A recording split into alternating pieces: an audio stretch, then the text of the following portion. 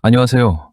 여러분의 지적 호기심을 자극하고 통념을 깨트릴 흥미로운 주제, 바로 IQ 180에 대해 심층적으로 이야기해 볼까 합니다. 과연 IQ 180이라는 숫자는 어떤 의미를 가지며 우리가 흔히 알고 있는 IQ에 대한 정보들은 어디까지가 과학적 사실이고 어디부터가 오해일까요?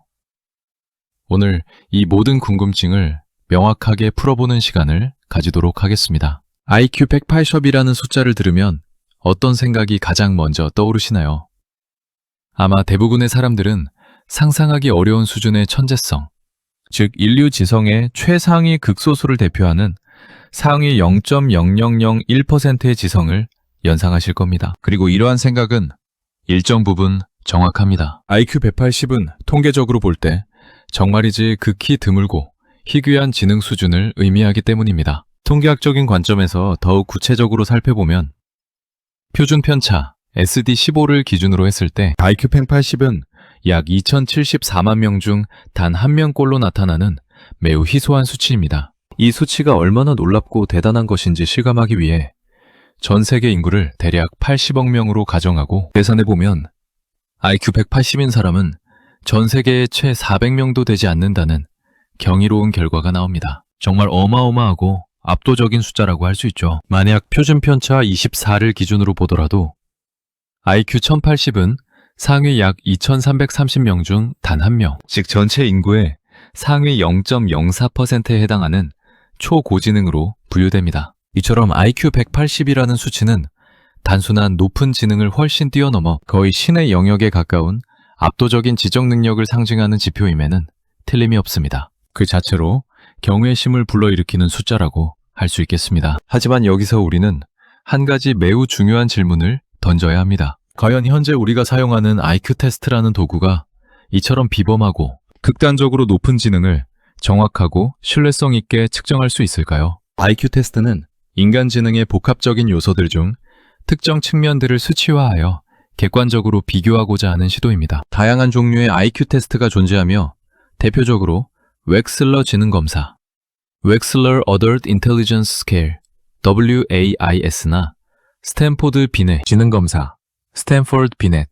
Intelligence Scales 등이 널리 사용됩니다. 하지만 각 테스트마다 측정 방식, 측정 항목, 그리고 결과 해석 방식에 미묘하지만 중요한 차이가 있을 수 있습니다. 가장 큰 문제는 바로 높은 IQ 점수, 특히 160 이상과 같은 초고지능 영역에서는 측정의 정확성과 유효성에 대한 학계의 논란이 끊이지 않고 있다는 점입니다. 일부 저명한 인지심리학자들과 통계학자들은 현재의 IQ 테스트로는 150 이상의 지능을 실질적으로 정확하게 측정하기 어렵다고 강력하게 주장하기도 합니다. 이러한 주장의 근거는 주로 테스트 문항의 난이도 분포, 통계적 표본의 대표성 및 한계, 그리고 지능의 본질에 대한 이해의 부족에서 비롯됩니다. 일반적인 IQ 테스트는 대부분의 사람들이 속해 있는 평균적인 지능, 분포 범위 내에서 가장 효과적으로 설계되고 표준화됩니다. 즉, 테스트 문항들은 대다수의 사람들을 변별하고 그들의 지능 수준을 상대적으로 측정하는데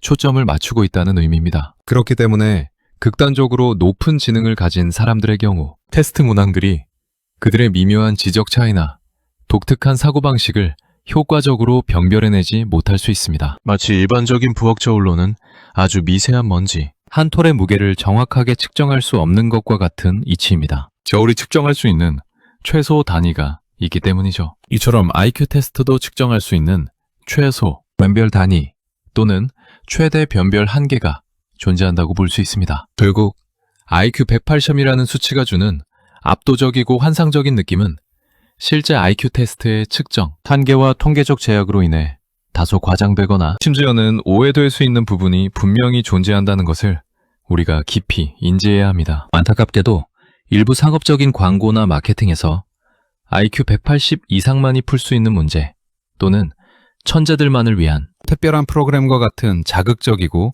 현혹적인 문구를 사용하는 경우가 빈번합니다. 하지만 이러한 광고는 대부분 실제로는 허위 또는 지나친 과장 광고일 가능성이 매우 높습니다. 이러한 문구들은 사람들의 잠재된 우월의식이나 특별함에 대한 갈망을 자극하고 이를 통해 특정 상품이나 서비스를 홍보하려는 의도가 강하게 내포되어 있습니다. 그러므로 우리는 이러한 상업적인 광고 문구에 현혹되기보다는 IQ 테스트의 본질적인 기능과 한계를 정확하게 이해하고 비판적으로 바라보는 시각을 갖는 것이 매우 중요합니다. 지능을 향상시킨다는 미명 아래 값비싼 교육 상품을 판매하는 경우도 있으니 더욱 주의를 기울일 필요가 있습니다. IQ에 대한 가장 널리 알려진 그리고 흥미로운 오해 중 하나는 바로 20세기 최고의 과학자 중 한 명인 알베르트 아인슈타인의 IQ에 대한 이야기입니다. 많은 사람들이 아인슈타인의 IQ가 180에서 200 사이였다고 막연히 알고 있거나 심지어는 거의 정설처럼 받아들이고 있습니다. 하지만 사실 이는 정확한 역사적, 과학적 정보가 아닙니다. 아인슈타인은 생전에 어떠한 형태의 표준화된 IQ 테스트도 받은 적이 없다고 알려져 있습니다. 그의 비범한 지능과 천재성에 대한 평가는 주로 그의 경이로운 과학적 업적, 예를 들어 상대성 이론이나 광전 효과에 대한 연구, 그리고 그를 가까이서 지켜본 동료 과학자들의 증언이나 전기 작가들의 해석을 바탕으로 추정된 것입니다. 그리고 그 추정치들마저도 현대의 정교한 IQ 테스트 방식과는 상당한 차이가 있을 수 있습니다. 이처럼 역사적 위임의 IQ에 대한 이야기는 종종 대중의 흥미를 유발하기 위한 이야기일 뿐 엄밀한 과학적 사실과는 거리가 먼 경우가 대부분입니다. 위인의 업적과 지능은 존경받아 마땅하지만 그것을 현대의 잣대로 무리하게 수치화하려는 시도는 지양해야 할 것입니다. 그렇다면 우리의 삶과 사회에서 IQ는 과연 얼마나 중요한 의미와 가치를 가질까요? 물론 높은 IQ는 분명히 여러 면에서 상당한 이점을 제공할 수 있습니다.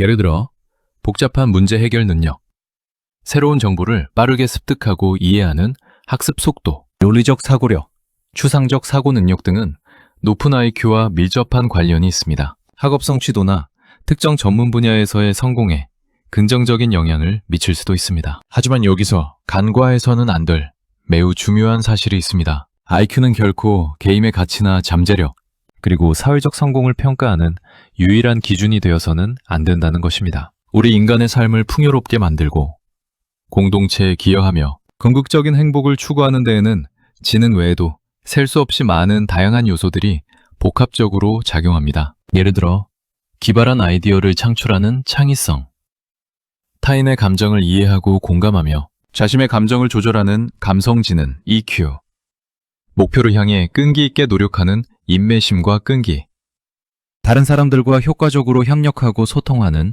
대인관계 능력, 어려운 상황에서도 좌절하지 않고 다시 일어서는 회복 탄력성, 그리고 리더십이나 윤리의식 등은 IQ 테스트로는 결코 측정할 수 없는, 그러나 우리 삶과 사회에서 매우 중요한 능력들입니다. 실제로 많은 분야에서 성공을 거둔 사람들이 반드시 압도적으로 높은 IQ를 가졌던 것은 아니며 반대로 매우 높은 IQ를 가졌음에도 불구하고 사회적으로 큰 성공을 거두지 못하거나 개인적인 어려움을 겪는 경우도 적지 않습니다. 이는 IQ가 인간의 모든 능력을 총체적으로 대변할 수 없다는 명확하고 강력한 증거입니다. 인간의 지성은 단순히 한 가지 수치로 정의될 수 없을 만큼 다차원적이고 복합적인 특성을 지니고 있습니다. 또한 IQ 테스트의 문화적 편향성에 대해서도 깊이 있게 성찰할 필요가 있습니다. IQ 테스트는 주로 서구 선진국의 교육 시스템과 사고방식, 그리고 문화적 맥락을 기반으로 개발되고 표준화된 척도입니다. 따라서 교육 방식이나 문화적 가치, 사고방식이 현저히 다른 지역, 예를 들어 개발도상국이나 특정 문화권에서 IQ를 측정할 경우 해당 지역의 평균 점수가 선진국에 비해 상대적으로 낮게 나올 수 있습니다. 이는 결코 그 지역 사람들의 지능이 낮다는 것을 의미하는 것이 아니라 테스트 자체가 내포하고 있는 문화적 편향성 때문이라고 보아야 합니다. 즉, 테스트 문항들이 특정 문화적 배경을 가진 사람들에게 더 유리하게 구성되어 있거나 혹은 특정 문화권에서는 중요하게 여기지 않는 지식이나 사고방식을 측정하고 있을 수 있다는 것입니다. 이처럼 IQ 테스트는 절대적인 지능에 맞는 척도가 아니라 특정 문화적 맥락 안에서 지능의 일부 측면을 상대적으로 측정하는 도구로 제한적으로 이해해야 합니다. 우리는 종종 높은 IQ를 가진 사람을 실제로 만나볼 기회가 희박하다는 이야기도 듣습니다. 이는 통계적으로 매우 높은 IQ를 가진 사람이 극소수에 불과하다는 점도 있지만 그들이 자신의 IQ를 적극적으로 드러내지 않거나 특정 분야에서만 활동하기 때문에 일반적인 사회생활에서는 만나기 어렵다는 의미도 내포하고 있습니다. 오히려 우리는 미디어에서 비춰지는 천재들의 모습에 환상을 갖곤 하지만 현실 속의 천재들은 우리와 크게 다르지 않은 평범한 일상을 보내는 경우도 많습니다. 결론적으로 IQ 180은 통계적으로 볼 때 매우 희귀하고 경이로운 수준의 지능을 나타내는 수치임은 분명합니다. 하지만 우리는 이 수치에 대한 과도한 환상을 경계하고 IQ 테스트의 본질적인 한계와 측정의 정확성에 대한 지속적인 논란을 함께 이해해야만 합니다. 특히 160 이상의 초고지능 영역에서 IQ 수치가 주는 의미는 맹신하기보다는 참고 자료 또는 대략적인 지표 정도로 받아들이는 것이 훨씬 더 현명하고 합리적인 태도일 것입니다. IQ는 개인의 수많은 잠재력 중 단 한 부분을 보여줄 뿐입니다. 그 사람의 총체적인 가치,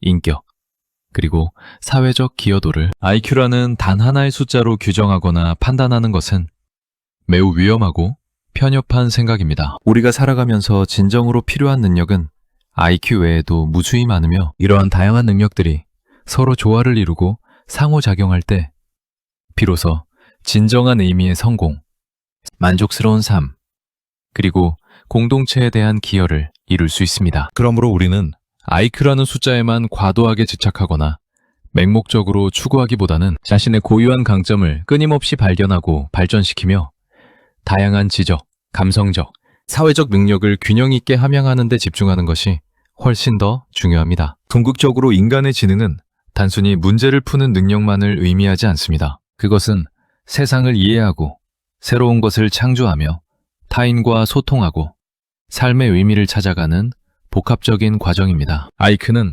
그 과정의 한 부분일 뿐 전부가 아닙니다. 오늘 IQ 180에 대한 심도 깊은 논의를 통해 여러분의 지능과 지적 능력, 그리고 인간의 잠재력에 대한 시야가 더욱 넓고 깊어졌기를 진심으로 바랍니다. 우리는 각자 고유한 방식으로 빛나는 존재임을 잊지 마세요. 감사합니다.